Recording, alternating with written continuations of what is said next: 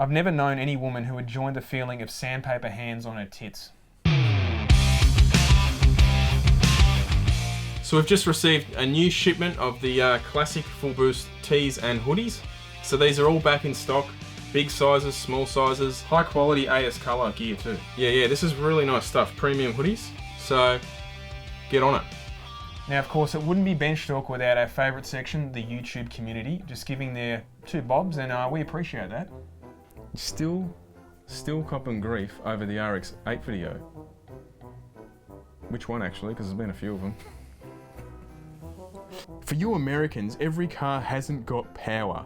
Here in Europe, that's a lot of power. Here in Europe, a 2.0 16 valve, it's good that we know how many valves is in the engine, with 150 horsepower is plenty of horsepower for car guys. Firstly, do we sound like we're from America, mate? USA, greatest country in the world. This is Australia. Australia. Hashtag Australia. But if you've been to Europe, there's no room anywhere. The cars are the size of shoeboxes. It's crowded. Of course, petrol's a rip-off. Actually, it's pretty expensive to run an RX-8. Everything's a rip-off. Wouldn't it? Yeah, you're not going to have a gas guzzler over there. It's a completely different culture. I mean, that's fine. 150 horsepower might be fine for you over there, but we don't live in Europe. Imagine if these guys got introduced to the hybrid Camrys. That would just be wow. Whoa! So this is another video Broomy did recently, just pulling down one of the rotary engines. It's just a basic 13B engine. And a lot of comments about the gloves that you had on. No to the gloves. Never seen a mechanic in Australia use them, just an internet American wank thing. That's the only reason he used them, I reckon, because he saw someone else using them in an American wank video and he went, better put gloves on. Not everyone agrees with that comment. What the internet says, gloves will keep your missus happy. I've never known any woman who enjoyed the feeling of sandpaper hands on her tits. Well, can't disagree with that one. They're also the kind of blokes who think torque wrenches are for pussies and that a 6-pack of beers with their dinner every night is keeping them healthy. Here's something we cop all the time from Aussies who they get a bit annoyed about the old stick shifting. Stick shift? You mean manual, right? F***ing Americanization. What the F is a stick shift? Stiff. I can't even say it. Stick shift, what are you saying? What the is a stick shift? I think you mean manual. Manual gearbox. Why do you name the video stick shift? Is it just so Americans understand it? We have more American subscribers than Australia, and I hate to break it to you, YouTube is bigger than Australia.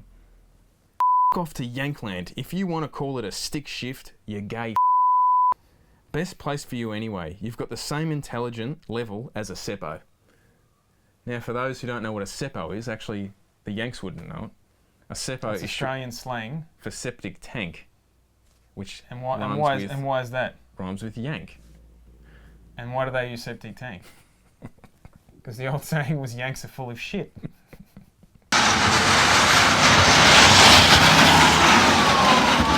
Holy moly! Holy.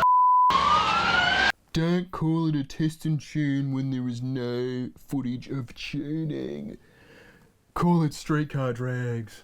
It's called a test and tune, buddy, because the actual event is called a test and tune. But hang on, what's this? Go to the Heathcote Park Raceway is where there's these test and tunes. Now, what does the official website say? What's this? The tuning part of it means you're tinkering with the car in the pits between runs. It's pretty effing obvious. He thinks we're doing a video where it's showing someone with the laptop and we're doing data logging. Well, there are people doing that at the track. Yeah, but he thinks it's what is it? It's. I guess it's clickbait. Now another comment on the billet rotary vid. Where is the metallurgy? Am I even saying that right? Metallurgy? Don't know. We don't want to offend the rotary guys when it comes to pronunciation. Well, where is the metallurgy? I'll tell you where the metallurgy is. It's right here. The Barra 4.0 is the equivalent of the AK-47. Cheap, reliable, and thousands built. We recently did a video, we're going to be doing more of them, so for the people who hate them, strap in, about the supercar series, or the I still call it the V8 supercars, don't you?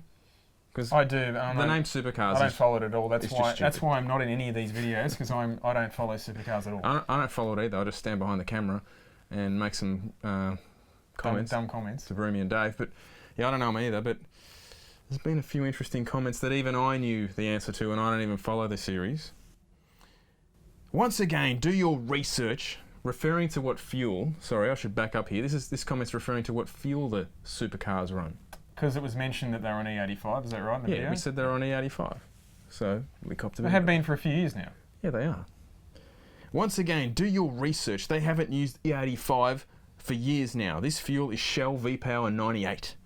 The Holden teams use a purpose-built Holden motorsport engine, and Ford uses a Windsor-based block with an aluminium Cleveland-based head. Yes, that's correct, that parties.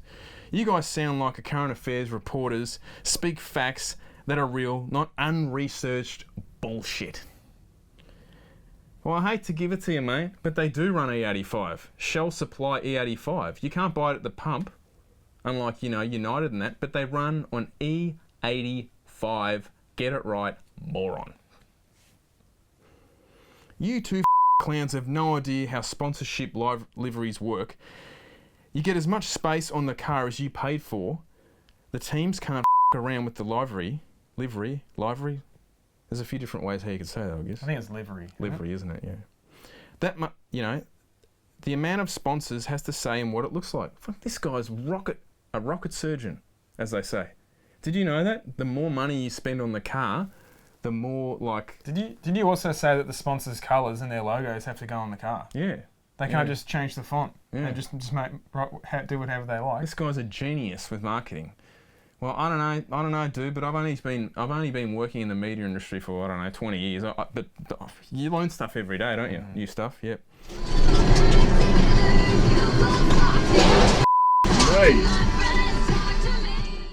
It made me realise recently how sad it is that the Australian, manufacturing is finished. Ford and Holden and Toyota. Toyota's still selling those hybrid Camrys. So, but anyway, is it Premcar? Release this FG. Well, actually, you've got to take your car to them. So effectively, they've just released the hot up package. How old's this hot up package? What do you mean? It's meant to be this. It's brand new. It's a brand new thing, really, for an FGX. It's old, isn't it? The technology. No, you take your car there and they hot it up and they give it back to you. Like, pretty much every workshop in Australia does. But anyway, Australia. So the car's quick, like apparently 10 seconds a lap quicker around Winton. 10 seconds is a massive amount. That's a lot. That is a lot. When you're talking, any track, if you're doing 10 seconds a lap quicker, that is massive. But that's rubbish. Because it only does 5 seconds to 100. Because you've got to remember these positive displacement blowers, they're not exactly suited for traction. It's just torque. But everything in the world is based on 0 to 100 times. You couldn't have a more irrelevant stat in performance than a 0 to 100 time.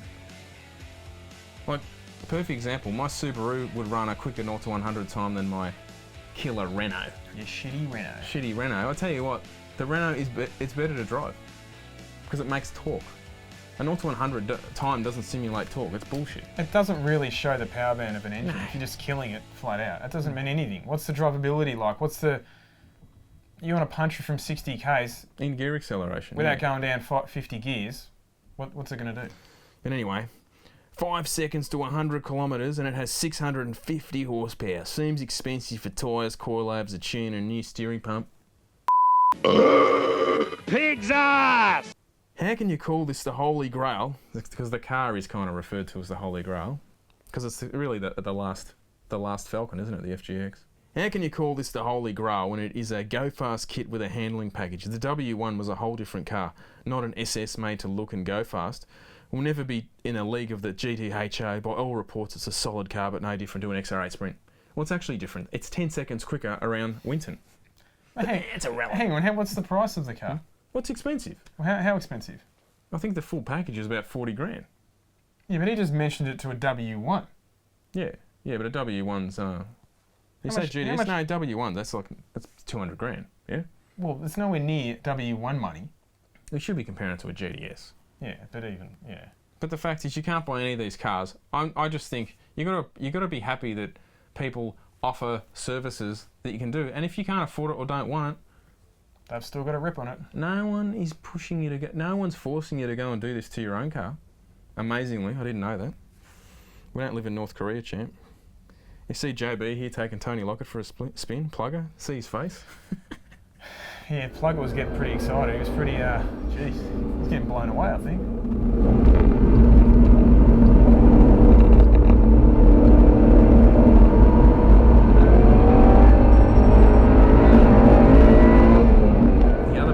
They took it to Broadford. Now, Broadford is like a motorcycle track, but they do have cars going around there. It's quite narrow, isn't it? It's really narrow. It's designed for...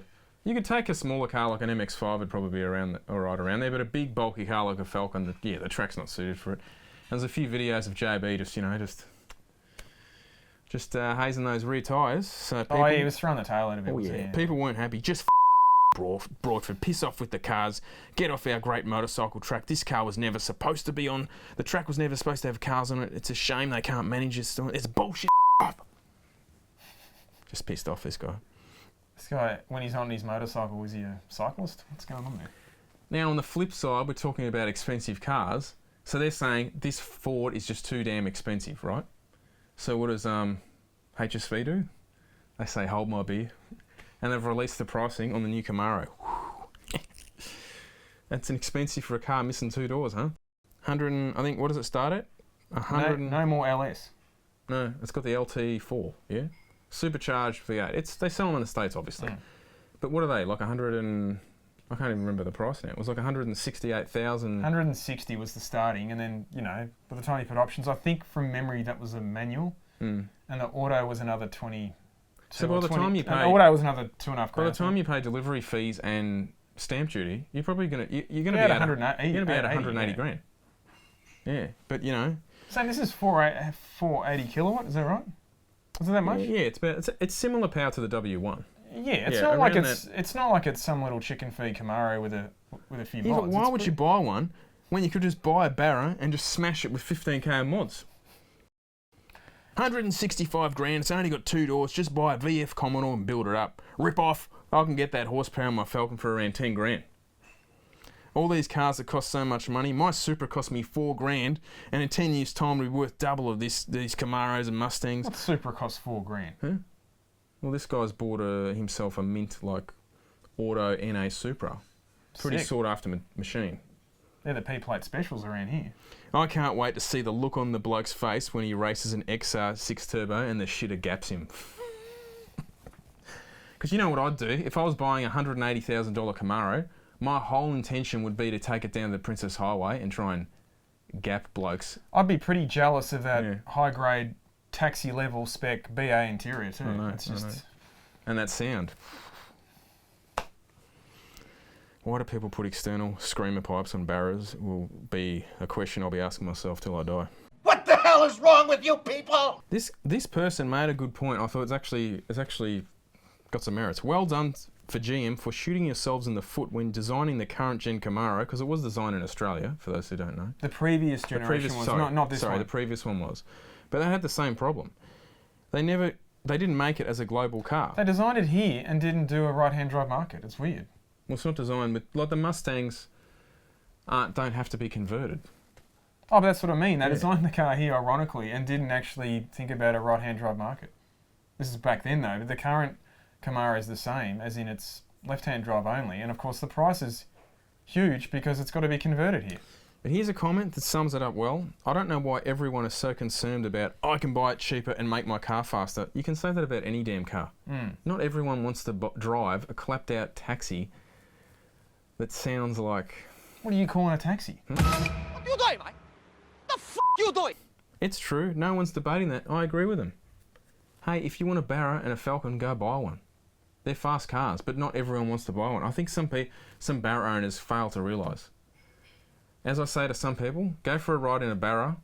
They're fast, but boring. Fuck, there's going to be some cue the hate now. I've just said that, huh? People can afford this car probably aren't too concerned about going super fast and racing. You think that's kind of true, isn't it? They'll buy it because they like the look of it, which is perfectly reasonable reason to buy it. Yes, that is correct. Do I think it's overpriced? Sure. Will I laugh at anyone buying one? No. If they like it and can afford it, good on them. 100%. Spot on. Yep. Hey,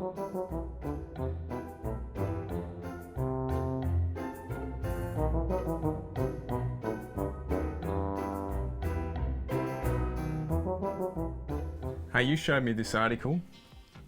L-plater or learner in Victoria rolls the car or flips the car onto its side at the Vic Roads Licensing Centre. I mean, So this is where you go you know to what get this your is? license. It's the Jackie Chan. What the WTF meme in real life? Seriously, how do these accidents happen? But the real question, even though they flipped the car, surely they still passed with Australia's driving I'd say standards. so, yeah. That would have been just check. Yeah, like yesterday, I was taking my kids to childcare. This accident would have happened no more than 10 seconds before I got there. A lady had just driven in the car park. She'd driven through the fence, over the embankment, and it was hanging off a retaining wall. So I just parked next to her, took the kids inside. Came out, the Zambos, fire crew. She was fine. She was only young But too. these accidents happen. It's not like, I mean, I'll admit, hasn't happened. Luckily, the kid wasn't in the hasn't car. happened very often, but there's going to be some point in your life whether you're just sitting in the car in the driveway and for some reason you've gone to touch the brake or something and you've hit the accelerator. Oh, jeez, right. They do this, but the reaction isn't to take the foot off the accelerator. They just bury that sucker to the floor. I mean, Yeah, but this is an auto. how does right? it end up on ramming speed? We're gonna have to go right to ludicrous speed. Ludicrous speed. That's what if this is an auto, generally, if you're in an automatic car, you Take just your foot off the you brake, just it take your rolls. foot off the brake, and that's enough momentum to back out. You don't usually, unless you're on a hill, this is a flat surface, you don't really need the accelerator, because you're usually going slow because you can't see. I'm surprised it actually wasn't backed in. So I think you've got similar footage like at this car dealership where the lady was taking the car for a test drive. It's a daily occurrence. Now, all of these just get put down as, oh, it's an accident, you know. Hopefully the driver's all right and everyone else is all right involved. But if I go out and do 1 kilometre over the speed limit, Fine. gone. Gone skis.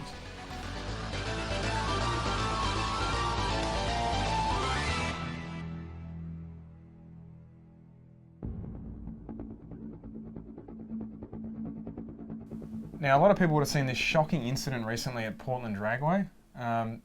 This is an incident where the throttle got stuck open on this Capri, and the poor driver, due to his hand restraints that they have to wear, he couldn't actually Couldn't shut the engine off. couldn't hit the kill switch to shut the engine off. And you can see what happens here. Crazy.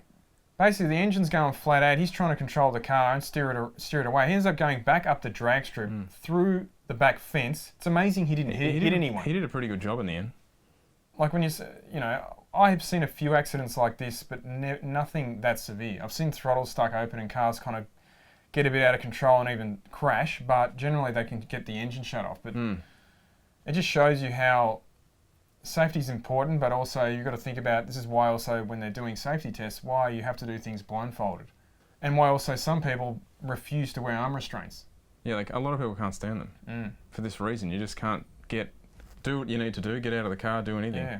You can't move your arm. If you're wondering why they wear arm restraints, it's got to do with if for instance, the car was in a rollover, it's to stop your arm literally flying out the window and God knows what had happened to it. So that's why they exist. But in this case, it was actually negative. Check out the footage.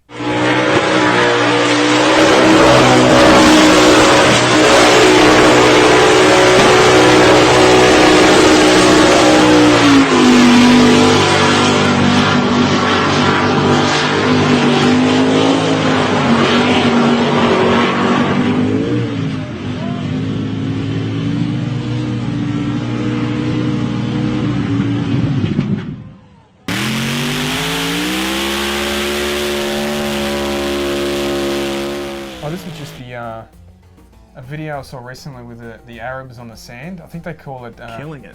That is talking about... What's it called again though? It's a I don't certain know. name. It's just hashtag send it. Oh my God. No air filters on the turbos. No. Imagine the sand flying around, the crap being ingested into that engine. Everything just... No air filters. I don't think there's any waistcoats being employed. Just kill it. Everything's just on hill, up the dunes. And sometimes they do long shots. It doesn't do it justice how steep that sand dune. It looks like it's like this. Yeah, but they start on the angle. It's not like they get a run. Yeah, they don't get a run up. They get a run up, I think, for the NA cars, because obviously they're not as powerful and they give them a little bit of a, it's a bit of obviously a big handicap to trying to start when the car's like this. Some of the nitrous V8 cars are pretty cool. Candles lit. Jeez, how many of the cars are going up the hill and you're listening to it going, yeah, that's not going to last about another second and boom. I'd love to know the proportion of how many engines get through those events. I reckon, yeah, you have to Like, wonder. even if they're not blowing up, gee, they're getting a hard time, aren't they? It's not just killing it. I mean, they'd have to be all dry sumps. Look at the angle the car's on. Half the time, the car ends up on its side because it usually gets a bit squirmy at the top, and a lot of times it'll just flop on the side and have to, put it back. But it's pretty cool to watch. The sound is pretty awesome. Both just big V8s, nitrous, and just boost. And as you said, all of it. A lot of turbo 6s. Yeah, big cube 6s. Like Yeah, I think they're 4.5 litres and stuff, aren't they? GQ Patrol, pretty popular. Yeah.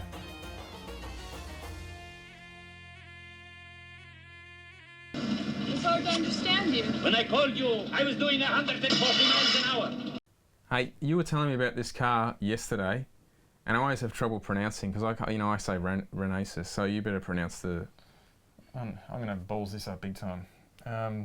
Christian Kolgel thing. Is that his name? Well, KOENIGSEGG. KOENIGSEGG? KOENIGSEGG. They debuted a car at I think it was the Geneva Motor Show last week. Yeah. It's pronounced it looks like JESKO, but I think they're calling it the JESKO or JESKO. I probably got that wrong. So Wasn't it a relation of him or something? It was it's his father's name, I think. Oh. Okay. Yeah, because his father obviously helped him financially, obviously among other things, but helped establishing getting him going. And he's gone from strength to strength. It's amazing the cars he creates. So I've always liked him from day one. I love the fact he doesn't, most supercar makers, well, I shouldn't say most, but quite a few low volume supercar makers, they generally kind of, someone like Hennessy, wicked car, but they're essentially using like a GM based engine. He does not use pretty much everything is bespoke and the company makes it. It's not like you go in there and it's using Brembo brakes or... And they're a very unique looking car. So many cars you go, yeah, it kind of looks a bit like a Maserati or...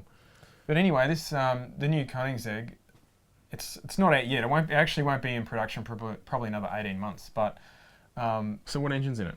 I actually don't know heaps about it. You're stretching me now. I think it was a 5 litre. It's a V8. Twin turbo. 1,280 horsepower on pump unleaded. I've seen Barras make more than that. 1,600 horsepower in E85. Yeah. But even on pump unleaded, that's an amazing figure. That's like 950 kilowatts. Now, the Agera, I'm probably mucking up these pronunciations. The Agera R, I think it was called. I think they holds the title. That was the fast one, top end, wasn't it? Yeah, that did Top 450 k's an hour. I think That's on a right. closed freeway in the States or somewhere they did it. I think that's got some unofficial speed record, but it did 450. Was that the one that smashed the 0 to 300 to, or was it 0 to 400 to 0? Yeah, because there was another manufacturer who came out. Bugatti. Bugatti. They came out and they did a 0 to 300 time. No, 0 to 400 400, k's an hour and stopped in like 30, I'm just paraphrasing it, but something like 32 seconds. And the Aguero. Bugatti released it and then Koenigsegg came out and just obliterated it. They beat it by like about 5 or 6 seconds. Yeah. But anyway, this latest model, they say, obviously hasn't been proven yet, but they're saying possibly it could do 500 kilometres an hour. 500 k's an hour. Yeah, but what use is that when you can only do 40 k's in a school zone? Don't worry about that yet. But it's interesting, the car, it's very different. It's more old school. It's just got a potent combustion engine. It doesn't have... There's no fancy... It's, all these... But wasn't he like the last few cars? He was like 3D printing his turbochargers and shit, wasn't he? Oh, well, he's got this Like thing some really called... cool tech. And the last thing didn't even have a gearbox. It just basically ran an old school torque converter. What's the name? Now, I should have researched this better. The last car he did, I wasn't a massive fan of the looks of it. It had no gears in the transmission. Physically, it kind of had a single, like a direct drive, fancy kind of... It had a very fancy torque converter. And so it had no gears in it. He's gone completely opposite with this car, and he's got a 9-speed transmission with 7 clutches, and it works a little bit like how a DSG brings 2 clutches together, so it can basically... It's got 2 gears kind of engaged at once. Yeah, and it can go up and down very quick, like instant. He's saying it doesn't have to rely on going in order. So he's saying with this car, if you were doing, say, 120 kilometres an hour and you're in 9th gear, or you're in some very tall gear, just putting along, to go back a step too, they've also put a shifter in it. You can just smash this shifter forward. Instead of just tapping it, you can just smash it. And the computer instantly works out, hey, I can go all the way down to third because I've got enough RPM at that speed available, but it can instantly say drop from ninth to third in like some millisecond. That Lambo on the highway, you can just smash it, and that's like highway time. But the car's incredible. It's got like 880 kilos of downforce at 200. What does it weigh? 1,400 kilos. Yeah, okay. And it's got things like, because the downforce can get so strong and it can restrict speeds and stuff, you can even it's even got flaps in the front to reduce the downforce because the downforce is so strong. Watch this video. This guy, enthusiastic to describe this guy as an understatement. How just happy this guy is, but he's cool to watch. He's into supercars and he goes into the Koenigsegg factory. Is this Shmee? Shmee, 150. That's the guy who's like permanently like this. But he goes nice fellow to watch. The difference too is you couldn't imagine Ferrari showing a guy like this the car. He's just Christian van Koenigsegg's just walking around and he's just showing him every detail of the car. He even takes him out the back, shows him an engine, and that's when he's going on about the transmission. He said the whole thing, brand new, they've just designed it. It weighs 90 kilos. It can handle 1,500 newton meters of torque. And he was doing as a comparison a company like McLaren or Ferrari. Theirs will handle like 900, and it will weigh about 30 kilos more. He mentioned like Bugatti's transmission weighs about 250 kilos because everything about Bugatti's like 2 ton, heavy. He was kind of smirking about that, and he shows you he's got these steel rods they've designed. The design looks quite unusual. That they're as light as the previous titanium rods they're using. All this cool stuff. Everything's bespoke. Like everything, it's amazing. Just the stuff they're doing with the cars. Triangular style conrod.